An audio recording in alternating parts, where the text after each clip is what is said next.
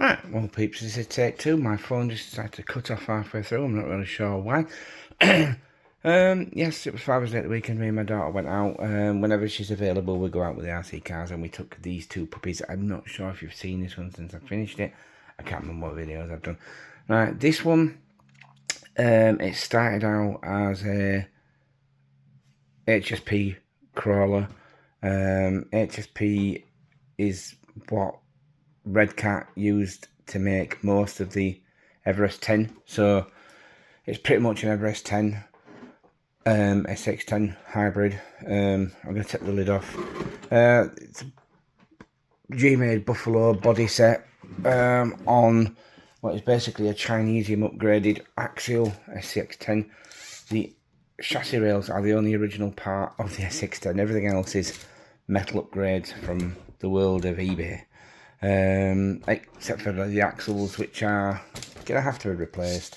The drive shaft let go.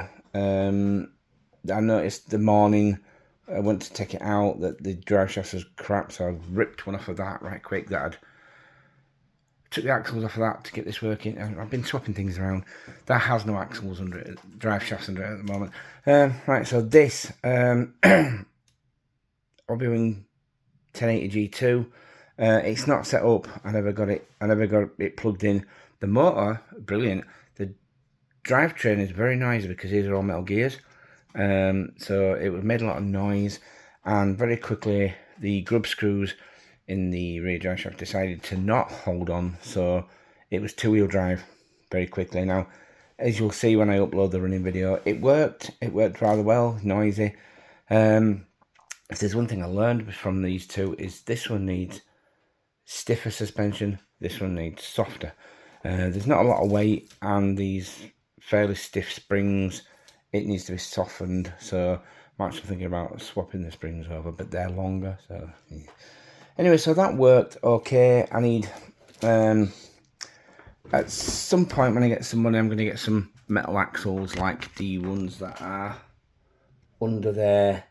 They've been really good for that. I want some black ones, so they will go on this, so it's all black and red. So that's the SX10 covered. Let's just pause this for a moment. Right, so that worked, but once again, it didn't run for very long. Reliability and my poor engineering. This one, on the other hand, was the star of the show. The shocker didn't break while it was running. That thing's moving. The shocker didn't break while it was running. It broke after I put it back in the car. It somehow managed to unscrew itself from the rod end. So I have absolutely no idea how that happened. But anyway, this thing worked brilliantly. Now, I had a suspicion before I took it out. There is something wrong with the front axle. I'm not 100% sure what it is, but I can't bear with me. Right, so we lost a few pieces. This thing, I made like a little plastic panel to be the B pillar, and it came off. I only used this like crappy hot glue to glue on, and it came off. So, but that is it. That is the only breakage. What I'm referring to is right now I had to lock off the gearbox into first gear because I never got the 2-speed servo plumbed in. Yeah, as you can see, I've got metal rod ends on this, and for some reason, either it's not, the shock shaft hasn't snapped, it just came unscrewed. Weird. I never had one do that. They usually either snap or fail. They don't just unscrew. How has it come? It's not possible. It doesn't twist. How has it come screw? Well, I'm sure I'll come to that later. Unless somehow the shock shaft was rotating within the shocker as it was compressing. I don't know. But everything else worked. I managed to jerry-rig a mount for the gearbox, so the gearbox is rigid. The motor still flexes because the gearbox flexes in the middle. I mounted the ESC. Everything on this now, the entire thing, except in the shock mount, the shockers, the body posts, and the chassis rails themselves, everything else is the running gear from that. The gearbox, the axles, the links, even the drive shafts are what used to be on that. So this is basically a recreation of what was underneath there. So I wasn't expecting it to be an abject failure. I was hoping it would work, and it worked way better than I thought, with the exception of this piece here. It broke when I very first took the Land Rover out on its first run. It ended up 3-wheel drive. Anybody who's been watching my channel may remember that. There's a retainer clip ring thingy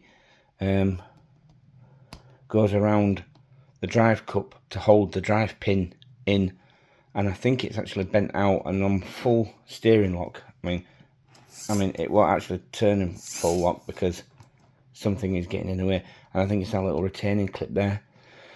So I don't know whether to replace, repair, or just put up with it. One thing I did notice was this sort of flexing. The chassis flexed from side to side as it was steering, caused the body to go up and down. It really needs axle on servo, or I don't know what I'm doing wrong with that. If anybody can tell me how I can solve that, because as the steering servo turned, it pushed the chassis one way, and as it turned back, it pushed it back the other way. You can see it when you watch the video. You'll see it sort of rising up and down in the front. That's what's causing that. But yeah, other than that was a very successful day out. I did. Oh no, scrapage. At some point I dragged it down a rock. I think I got off lightly. Now, I finished the paint job. I did some sponsor decals. None of these, except with these two, with the exception of these two, appear on the real Ken Block truck. Why a Ken Block truck is sponsored by HPI Racing, I don't know. But there you go. Method wheels and General Tyre is as near as I could get to Toyo Tyre. It's only me gonna probably have noticed that. But at the back it says Hoonigan in blue. I might put these Hobbywing sticker on, but they will not stay stuck to this paint for some reason. Peeled, and now of course they've got dust behind them, so they're not going to stick now.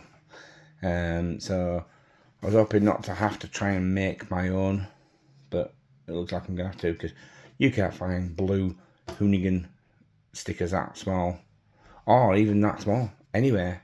They want to make them for real cars and for full-size jobbies for RCs, but nobody makes them in that size. So I'll just have to do something with that. Anyway, that's update for now. I've not done anything with any of the other trucks. I do have these. Try that again with the other one. Now these are Jazz Rider King Hauler drive shafts for the Tamiya King Hauler. Now the only problem is they're a little bit too long for the Land Rover, and I don't have anything with which to cut them because they're hardened steel. My cheapo little hacksaw won't do the job, so I'm going to have to dig out the big angle grinder to shorten them by. So they will then be going on the Land Rover, and the Land Rover is working. It's all intact. One thing I did work out though is the Dumbo RC controller that I have for the Land Rover is overkill for that, because it's got the Fusion 1800 Fusion SE motor in there, which doesn't really need any special features for the remote, whereas this one, the G2, you can have adjustable drag brake on the fly, have what they call real driving mode, which means you flick a switch and it sort of puts it into reverse rather than you pull the trigger and push away for brake and reverse. The real reverse means you pull the trigger to reverse. You actually lock it into reverse like you would in a real car. You don't pull your accelerator pedal towards you to reverse. So yeah, so I was going to swap the controllers over so that that one is the Dumbo controlled one, or put the Holmes Hobby motor and G2 speed controller in that and put the Fusion SE motor in that, so that then that will be sort of just a straightforward brushless crawler. So anybody out there who actually knows what I'm talking about, because that one is much heavier than that one, so I'm not quite sure which way to go. There's more ground speed with the Fusion, so maybe the 1080 would be better in there. So let me know in the comments what anybody thinks. Anyway, that's 11 minutes, so thanks for watching, guys, and thanks for watching, and rate, subscribe, see you all soon.